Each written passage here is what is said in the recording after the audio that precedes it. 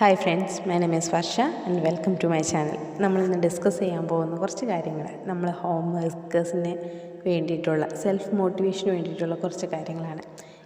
നമുക്ക് പലപ്പോഴും തോന്നാറുണ്ട്, നമ്മൾ വീട്ടിലിരുന്ന് കാര്യങ്ങൾ ചെയ്യുമ്പോൾ നമ്മൾക്ക് നമ്മൾ തന്നെ ഒരു വാല്യൂ ഇല്ലാതെ പോവുക, അല്ലെങ്കിൽ നമ്മൾ ചെയ്യുന്ന വർക്ക് ഡെയിലി ഒരേ കാര്യങ്ങൾ തന്നെ ചെയ്തു പോകുമ്പോൾ നമുക്കുള്ളിലൊരു മോട്ടിവേഷൻ ഇല്ലാണ്ടും, അല്ലെങ്കിൽ നമ്മുടെ ലൈഫിനെ ഒരു എന്താ പറയുക, ജീവിതത്തിലൊരു സ്വപ്നമില്ലേ, എന്നും എഴുന്നേൽക്കുക, മക്കൾക്കും കുട്ടികൾക്കും കാര്യങ്ങൾ എല്ലാവർക്കും വേണ്ടി സ്വപ്നം കാണാം. പക്ഷെ നമുക്ക് വേണ്ടി നമ്മൾ സ്വപ്നം കാണാൻ മറക്കാറുണ്ട്.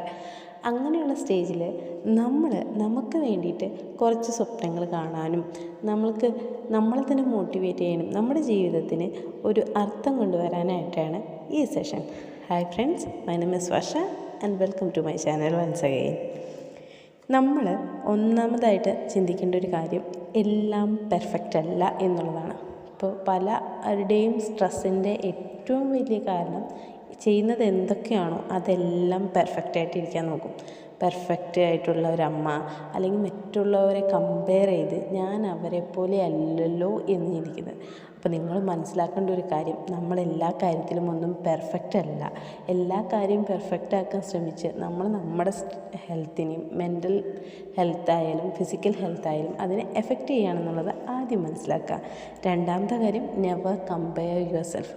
നിങ്ങളെന്ന് പറയുന്ന വ്യക്തി, അതിപ്പോൾ വീട്ടമ്മയായിക്കോട്ടെ, വർക്കിംഗ് വുമൺ ആയിക്കോട്ടെ, അല്ലെങ്കിൽ എന്തും ആയിക്കോട്ടെ, നിങ്ങളുടെ ജോലി എന്താണോ, നിങ്ങളുടെ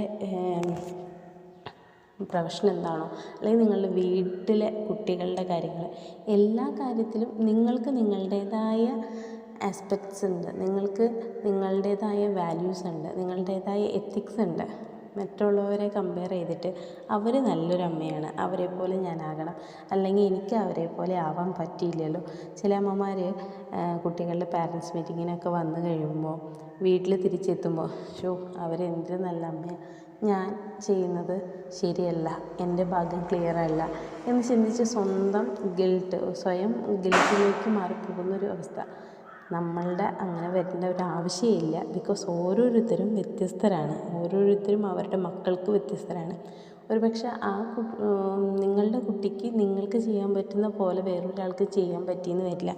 so never compare your self. പിന്നെന്താ, മൂന്നാമതായിട്ട് മെയിനായിട്ട് നമ്മൾ ചെയ്യേണ്ടത് ടോക്സിക് ആയിട്ടുള്ള റിലേഷൻഷിപ്സിനെ അവോയ്ഡ് ചെയ്യുക എന്നുള്ളതാണ്. നമ്മുടെ ഫാമിലി ലൈഫായാലും നമ്മുടെ പേഴ്സണൽ ലൈഫായാലും നമുക്ക് നല്ലൊരു കൂട്ടം ഫ്രണ്ട്സ് ഉണ്ടെങ്കിൽ, അല്ലെങ്കിൽ നല്ലൊരു കൂട്ടം ഫാമിലി മെമ്പേഴ്സ് ഉണ്ടെങ്കിൽ, അല്ലെങ്കിൽ നല്ലൊരു കൂട്ടം ആളുകൾ നമുക്ക് ചുറ്റും ഉണ്ടെങ്കിൽ നമുക്ക് ഒരു പരിധി വരെ നെഗറ്റീവ് തോട്ട്സ് നമ്മുടെ ഉള്ളിൽ നിന്ന് മാറ്റാൻ പറ്റും. നെഗറ്റീവായിട്ടുള്ള ആളുകൾ, ടോക്സിക്കായിട്ടുള്ള ആളുകൾ, നാർസിസ്റ്റായിട്ടുള്ള ആളുകൾ, ഇവരൊക്കെ നമ്മളുടെ ജീവിതത്തിൽ വരുമ്പോൾ ഓട്ടോമാറ്റിക്കലി ഒരുപാട് ടെൻഷനുകളും ഒരുപാട് നെഗറ്റിവിറ്റിയും കൊണ്ടുവരും, ഇല്ലേ?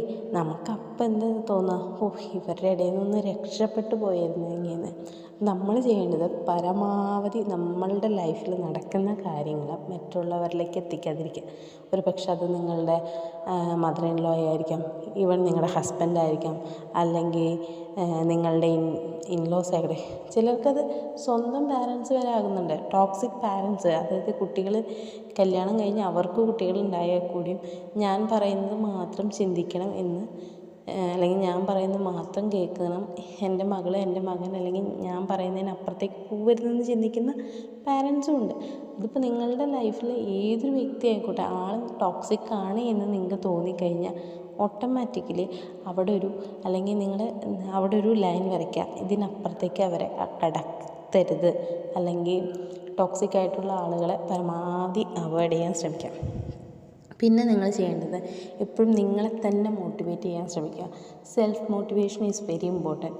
സെൽഫ് മോട്ടിവേഷൻ എന്ന് പറയുമ്പോൾ, സ്വാമി വിവേകാനന്ദൻ പറഞ്ഞൊരു വാക്കുണ്ട്, എൻ്റെ ലൈഫിൽ ഞാൻ എപ്പോഴും കൊണ്ട് നടക്കുന്നൊരു വാക്കാണത്. Talk to yourself once in a day, otherwise you may miss meeting an excellent person in this world. നിങ്ങൾ നിങ്ങളോട് തന്നെ സംസാരിക്കുക. നമ്മളോട് സംസാരിക്കുമ്പോൾ നമുക്ക് എപ്പോഴും നല്ല നല്ല കാര്യങ്ങൾ സംസാരിക്കാം. അതല്ലാതെ നിനക്കൊന്നിനും കഴിവില്ല, നീ ഒന്നിനും കൊള്ളില്ല, നീ തടിച്ചിട്ടാണ്, അങ്ങനെയുള്ള കാര്യങ്ങളല്ല. നിങ്ങളിലുള്ള പോസിറ്റീവായിട്ടുള്ള കാര്യങ്ങൾ, നിങ്ങളുടെ ഹാൻഡ് റൈറ്റിംഗ് നല്ലതായിരിക്കും, നിങ്ങൾക്ക് മറ്റുള്ളവരോട് സംസാരിക്കാനുള്ള കഴിവുണ്ടായിരിക്കാം.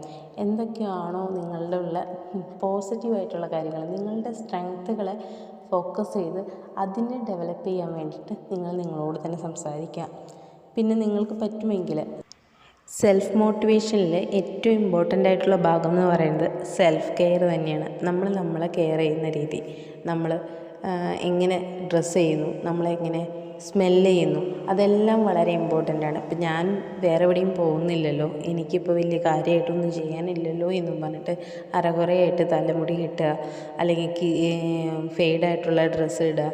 നമുക്ക് കോൺഫിഡൻസ് കിട്ടണമെങ്കിൽ നമ്മൾ നന്നായിട്ട് ഡ്രസ്സ് ചെയ്ത് അത്യാവശ്യം ഒരു ചെറിയ പൊട്ടും കുറിയൊക്കെ തൊട്ട് അല്ലെങ്കിൽ ചെറിയൊരു കമ്മലൊക്കെ ഇട്ട് നമ്മളെ തന്നെ കോൺഫിഡൻസ് എത്തുന്ന രീതിയിൽ നമ്മളെ കെയർ ചെയ്യേണ്ടത് ആവശ്യമാണ്.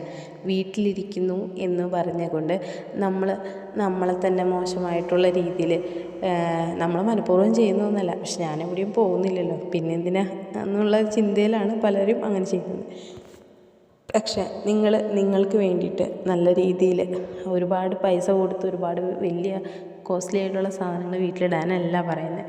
പക്ഷെ നിങ്ങളെപ്പോഴൊക്കെ വീട്ടിലുള്ളപ്പോൾ നിങ്ങളെ കാണുമ്പോൾ മറ്റുള്ളവർക്ക് നമ്മളെങ്ങനെ ഒരുങ്ങുന്നു അല്ലെങ്കിൽ നമ്മളെ പ്രൊജക്റ്റ് ചെയ്യുന്നു എന്നതനുസരിച്ചിരിക്കും മറ്റുള്ളവർക്കും നമ്മളോടുള്ള ഒരു മനോഭാവം എന്നും കൂടി ഓർക്കുക.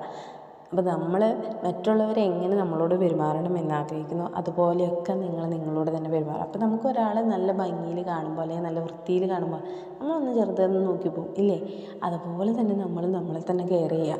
എപ്പോഴും നമ്മൾ മോട്ടിവേറ്റ് ചെയ്യാൻ വേണ്ടിയിട്ട് നമ്മൾ ഒരുപാട് മോട്ടിവേഷൻ കാര്യങ്ങളൊന്നും ചെയ്യേണ്ട ആവശ്യമൊന്നുമില്ല.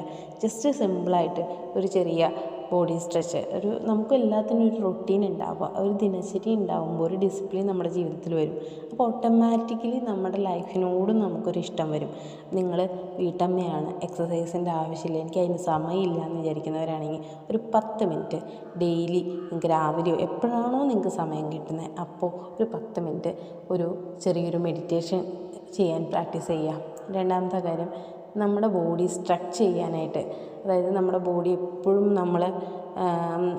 ബാക്കി എല്ലാ കാര്യങ്ങളും ചെയ്ത് വന്നു കഴിയുമ്പോൾ നമുക്ക് നമ്മുടെ ബോഡിക്ക് നല്ല രീതിയിലുള്ളൊരു മസാജോ എക്സസൈസോ ഒന്നും കൊടുക്കാതെ വരുമ്പോൾ നിങ്ങൾക്ക് അതിനൊന്നും നേരമില്ലെങ്കിൽ ഒരു 10 മിനിറ്റ് നിങ്ങളുടെ ബോഡിക്ക് നല്ലൊരു സ്ട്രെച്ചിങ് കൊടുക്കാം. പിന്നെ ചെയ്യേണ്ട ഒരു കാര്യം എന്ന് വെച്ച് കഴിഞ്ഞാൽ നമുക്കൊരു ഹോബി ഉണ്ടാക്കിയെടുക്കാം.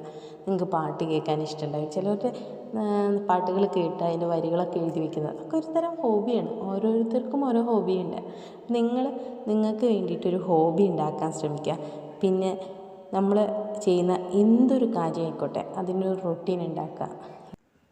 എനിക്ക് എല്ലാ വീട്ടമ്മമാരോടും പറയാനുള്ള ഒരു കാര്യം എന്താണെന്ന് വെച്ച് കഴിഞ്ഞാൽ നമ്മളെ തന്നെ റെസ്പെക്റ്റ് ചെയ്യുക. നമ്മൾ ചെയ്യുന്ന ജോലിയെ ഒരു കുറവും കൂടാതെ കാണുക.